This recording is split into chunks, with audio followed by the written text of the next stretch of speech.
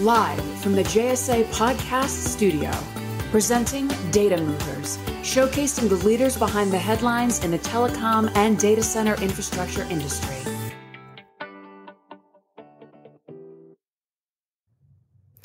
Welcome, everybody. This is Data Movers. I'm your host, Jamie Scotto-Kataya, founder and CEO of JSA, along with my fabulous co-host, you know him well, the top B2B social influencer in our space, Mr. Evan Kirstel. Hey, Evan. Hey, everyone. Hey, Jamie. How are you? Really good, really good. Just got back from good. I just got back from ITW, International Telecoms Week. So much going on in our industry, and so glad to get home too. It's exhausting. Well, it is exhausting, but we've been doing this for a couple of years. We can't give up now. So Data Movers is where we sit down with the most influential men and women of today's leading telco and data center world, supporting the next generation of network requirements. And speaking of which, I think you're an Apple fangirl. Isn't that right, Jamie? You know it. Apple all the way. Well, they've just passed or on the verge of passing $3 trillion in market capitalization, which is bigger than the GDP of many small countries, bigger than the stock market of the combined stocks of the United Kingdom. I mean, it really is something to behold. And there's even, I think you're a little bit responsible for that over the years, right? Maybe 1%. I was just thinking, I better calm down my Apple purchases. And they have the big WWDC, Worldwide Developers Conference, next month, a couple weeks away, where they anticipate Apple glasses, which would be going. The buzz is there. People like you love creating the buzz, but they got to deliver on the products. Do you think you'd wear Apple glasses? Have you ever worn a VR headset? I have. And then once was enough? Was that the point? My husband gets really into it. I'm a little bit of like, okay, 5 minutes, good, but but my friend wore his glasses. What were they? Google maybe into a concert that they all took your cell phones, and so he was able to take some pictures without anyone realizing that it was on his glasses. So, I mean, technology is cool. It's out there. There are uses for it. But I'm excited about the watch. What is it?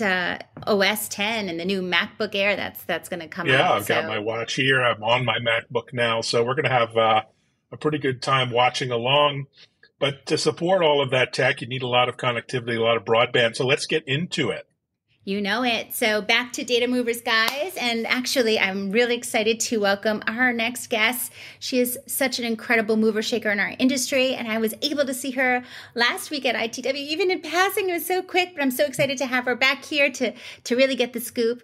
Bringing here into our Data Movers today is Miss Jezzibell Gilmore, Chief Commercial Officer at Connectbase. Hey, Jezzibell. Hi, Jamie. Hi, Evan. Hi there. We are so excited to have you. And we were two ships passing, that hallway. It's always like, I want to see you and say more. And then we're whisked on to other meetings. So thank you for taking the time right here today. There's so much we have to cover too. Of course, it's wonderful to see you in the hallway at ITW, as many thousands of other people. But it's lovely to be able to come to Data Movers and sit down and have a chat today. Yeah, I heard 6,000 plus people at ITW. Wow. Our industry is back full force for sure. And Connectbase just announcing huge news with the acquisition of LMX. So can you tell us a little bit about this acquisition, how it strengthens Connectbase's platform, the Connected World? Of course. And it's my pleasure to be talking about Connectbase. For many of you that know Connectbase, we are an industry-leading marketplace that really enables the digitization and automation of connectivity commerce. What does that mean? That means that we build a rich ecosystem that allows network buyers and sellers to conduct business with each other, utilizing our powerful location data and insight to empower our customers to transact with each other, utilizing digitized quoting, ordering process to allow them to increase revenue and profit margin. And so coming back to talk about the acquisition of LMX, right? They are similar to Connectbase, but in EMEA, in Europe, and having them be a part of the Connectbase ecosystem really allows Connectbase to become the largest connected global API ecosystem for all the telecom service providers. And so that allows us to show over 2 billion global locations for our connected ecosystem members, that's the buyers and sellers, to be able to look for last mile and middle mile connectivity services for serviceability, pricing, and even to place orders through the marketplace. How incredible. That's fantastic. And I'm a huge fan of Connectbase, and not just because you're headquartered here in Massachusetts, where all the wicked smart people are based, but also, going international is always exciting for a younger company. So you hired a new VP of sales for EMEA. Tell us about your plans for growth there. Oh, absolutely. So we brought in Edison Smith to come and help lead our EMEA growth. And Edison is a 20-year veteran with special skills to grow disruptive growing companies in the telecommunications industry. And that truly brings value to Connectbase's customers and LMX's customers with a insightful sales process and support ongoing. I think that will benefit both the company and as well as our customer base going forward. And the story with Connectbase is one of just incredible transformative growth. I know last year, incredible year you guys had. I don't know, 2023 is already incredible, but back in February 2022, I remember you guys rebranding from Connected to Fiber to Connectbase. Beautiful rebrand, by the way. And in October 2022, Connectbase raised $22 million, right, in Series C funding, led by Digital Bridge Ventures, always there to support our industry. What do you attribute your company's current growth to? Oh, there are so many different things that contributes to the growth of Connectbase. I think, to me, one is the vision that Ben Edmond, our CEO and founder, had for the industry, knowing that automation and digitization is the key for effective communication and commerce between the different service providers within our industry. And two, the digital transformation across the globe from every enterprise that not only needs to transform themselves, but relies on the underlying network services to actually transform. How could you transform digitally without getting the data from one place to another? So the growth of the telecommunications industry is paramount to the success of digital transformation, and the need to digitally transform our own industry in support of the growth of our industry is another factor. And then, of course, having that growth funding to support the scale-up journey of Connectbase is all contributing to our success. Fantastic. So we haven't been introduced before this call, so I checked you out on LinkedIn, and you were prior to Connectbase with a founding member of network as a service provider, Packet Fabric, who I remember well. And your resume really reads like a who's who in our industry, which is amazing, especially considering how few women there are in leadership roles, to be frank. So tell us about your journey before Connectbase. Well, thank you very much. And I was going to say that what you see on there also shows a lot of stumbling and trials and tribulations through a career. And I got to say that as a woman, I'm told that I have thick skin, and and I do. But also, I have very thin skin, by the way, so be careful of this. Very sensitive. Well, you probably have better skin than me. It must be all the skin products I've been using. But it's the resiliency of every individual, and every time that I fail, and there has been a lot of failures in my career. I got up and did it again until I was successful. And that is what really helps to build the confidence, right? It's not that I was success the first time, but that I didn't succeed the first time, but I continued at it. And I think that really is what helped me to get to where I am today. Well, that's such a great message, the way you put that. And if I ever need to apply for a job again, I'm totally going to use that word for word, because it was very, very powerful. Jamie? Yeah, resiliency. Spoken. Resiliency, yes. Yeah, spoken as the true leader you are, and talking about your leadership roles. You've been across organizations such as GTT, IX Reach, now PCCW Console Connect, Nanog, of course. Why did you decide to make that jump to one of our favorite companies, Connectbase? Because I truly love the industry, and I believe that Connectbase is doing something that is truly needed and beneficial for the industry as a whole. In order for the industry to function more effectively and in an optimized fashion, we need to go through the automation, the digitization journey, the digital transformation journey. And Connectbase has built a platform in support of that for the different service providers to be working with each other.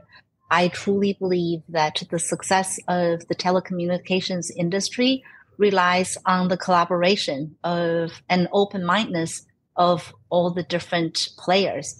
And in order for that to happen, there has to be a platform like Connectbase. And, and Ben's done a phenomenal job in bringing the technology and the ecosystem members together.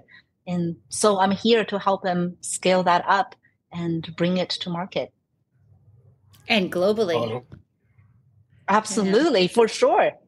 Which is mind-blowing with that latest acquisition, your latest hires. I mean, unbelievable. $2 billion. That's incredible. So well done. Yeah, already. So absolutely. Congratulations on that. So you have a great track record of transformation in organizations and helping businesses with growth. And, we're in a difficult time, a lot of change, a lot of uncertainty and risk.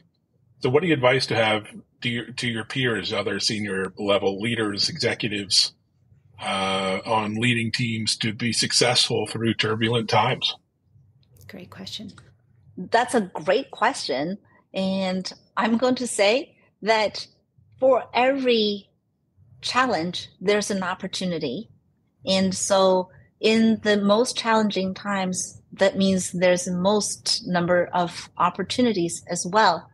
And I truly believe that the companies are made with people, and we have built a super strong team in support of the scale up. We're no longer a startup. We are a scale up now. And in order to truly scale, everyone on the team has to be rowing towards the same direction together. And that requires everyone to be highly communicative, open-minded, and really in support of the company's vision and objectives, not just their own, in, building a team of A players is crucial. And there's a lot of talent out in the market in this world. And we're just in the process of building the best team to deliver the best service to our customer base. Yeah, so well said. And when there's rocky times as well as good times, there's nothing like, the family that you create with your work colleagues and knowing we all have each other's backs. It's a crazy time, but we can see it through together. I love it. All right, so this is one of my favorite parts where we end our data movers with a few rapid fire fun facts about you. So tell us the first thing that comes to mind. Evan, you want to kick it off with our silly questions? Yeah, favorite way to start your day, and I'm guessing there's coffee involved, but I'm being presumptuous here. So what is your favorite way to start? On the yoga mat. So I love yoga, and it helps you start the day with a whole new mindset. So, yeah, and exercise. I'm right there with you. Sun salutations just calm me down. All right, favorite place to travel? Ooh, home. Yeah, it's a rarity these days. Now that we're all back on the event circuit, yeah. Well, like you said, we are traveling so much, so I love going home. But I guess anywhere new, I love going to new places, and I love seeing people. I love anywhere there's friends, and that's new. I love learning and seeing new people. I love it. Absolutely. One day I want to be like Jamie and travel to Monte Carlo and Nice and Cannes and all these places. But until then, we'll just have to make do with Worcester. The toddler has cooled down my jets just a little. So I'm guessing, if you do yoga early in the morning, are you an early bird or a night owl? Both. Well, I'm a mom. I'm a mom, and I'm an entrepreneur, and you got to take whatever that you have available. So I don't really get to choose. I'm both. You work late and you work early to make sure that you can accommodate everyone and everything that you want to do. Oh, I hear that. I'm like, please, what is that? It's like a mirage for me lately. Okay, I must be the odd man out here. I get my 12 hours a night. You're like, I'm done. I go. All right, so let's rewind the clock to Jezzibell in high school. What favorite sport or extracurricular activity were you involved in? So I was a nerd, and I did a lot of art in addition to my STEM studies. But, my extracurricular activity included dancing. I was on a dance team, and as well as fine arts. So I painted. In fact, I think I spent so much time painting and sculpting. I often forgot to eat dinner, skipped meals because I was in the studio. Yeah, I love that. Wow. That's awesome. Quite the Renaissance woman. That's fantastic. Next question seems silly, so I didn't write it. It's Jamie's fault. But what was your first car? And, did it actually drive well, or did it break down? We're trying to get like Jezzibell High School in our heads, Like. oh my God. I didn't learn how to drive until I was in my very early 20s, because I moved to the States when I was 17. And so I learned to drive and later. But my first car was a Volkswagen Jetta. It's red, and it was a Wolfsburg edition. I remember clearly. But man, that was a cute little car, and I drove it not that much, to be honest. I lived across the street from the office, and for the convenience. So it was actually, I have to drive 4.5 blocks because all the streets were one way to park in the employee parking lot when I lived one block from the office and I could just walk. So it's actually faster to walk from my apartment to the office than from the parking lot, the employee parking lot, to the office. So I never drove to work. And more green. So you were thinking green even back then. Absolutely. And what is, last question, what is your biggest inspiration and why? Or who? Who is your biggest inspiration and why?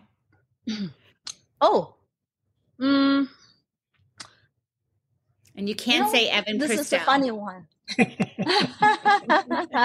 Evan, since you're in Worcester, I was going to say maybe we should catch up in person at some point. Come into the Connectbase office, and I've been there once. I would love to get an update. This was like years and years ago, so I'm sure you've grown by orders of magnitude.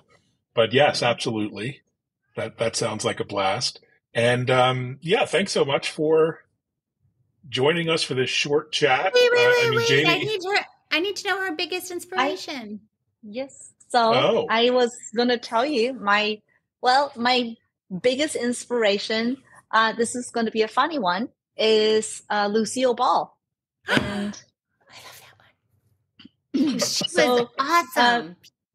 She absolutely was awesome, and she's a pioneer. But in a very lighthearted way, she, engaged her audience. She was one of the first women to run a studio of her own. I like to think that as a pioneer in telecommunications, that I'm following her footsteps, and if nothing else, it brings laughter and lightness into people's lives. That was probably the best answer I've ever heard to that question. I'm just saying. Yes, you don't hear that often. She overcame a lot of adversity. I think a lot of abuse, physical, mental abuse, and Hollywood was terrible for women. So that's quite a story she has. So wow, really great. Well, I thank you for being here. I mean, Jamie had mentioned before the show started that Jezzibell Gilmore is a rock star, and I thought, Jamie's in PR. She says this a lot. But no, you actually are a rock star. So I think Connectbase is legit, true, so rock kind, star. So kind. But go on. Go on. Don't stop. Yes, you are certainly some of I know our next generation of women and men coming into our industry. You are their biggest inspiration, and we are just so excited and honored to have you here on Data Movers. We so appreciate your time, your insight, a little peek into your high school years. I could just see you working the clay, doing the oils, and just awesome. So thank you so much, Jezzibell.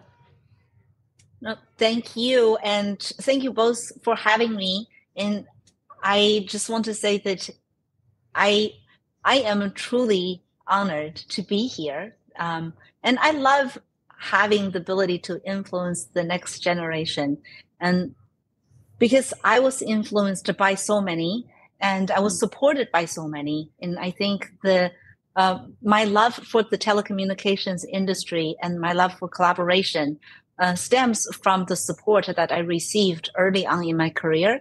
And even if I can do that for just one person to help shape their life,